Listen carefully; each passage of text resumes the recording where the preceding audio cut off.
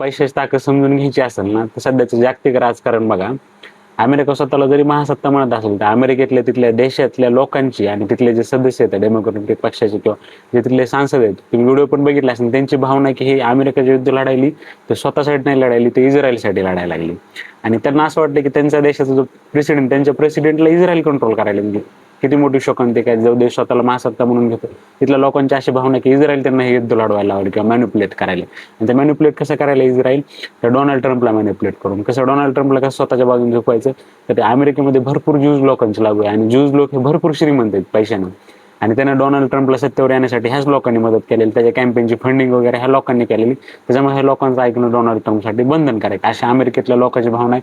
तिथल्या काही संसदेमध्ये सदस्य त्यांची सुद्धा भावना आहे. आता हे युद्ध असं का वाटेल त्यांना की 1992 पासून जे बेंजामिन नेतान्याहू आहेत ना, इस्रायलचे राष्ट्राध्यक्ष, ते 1992 पासून म्हणतात अमेरिकेला की इस्रायल म्हणजे आपलं इराण अणुअस्त्र बनवणार आहे आणि ते समजा तुम्ही नष्ट करा म्हणून.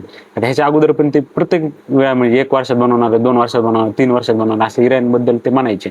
पण असं कोणताच पुरावा नाही की इराणनं बनवलंय काय. असं अमेरिकेची जी संघटना आहे CIA, ती पण म्हणते की इराणकडे कोणतेच अणुअस्त्र नाहीत. तरी पण हे बेंजामिन नेतान्याहूची एवढ्या दिवसापासून इच्छा होती की अमेरिकेने हल्ला करावा, कारण इस्रायल स्वतः तर सामना करू शकत नाही इराणचा. ह्याच्या अगोदर जे पंतप्रधान होते जॉर्ज बुश, त्यांच्या वेळेस पण म्हणायचं इस्रायल की अमेरिकेला की तुम्ही इराणवर हल्ला करा, त्यांच्याकडे अणुबॉम्ब आहे. त्यानंतर बराक ओबामा आले, त्यांना सुद्धा तसंच म्हणायचे. पण हे अगोदरच्या पंतप्रधानांनी कोणत्याच ऐकलं नाही समजा राष्ट्राध्यक्षांना अमेरिकेच्या.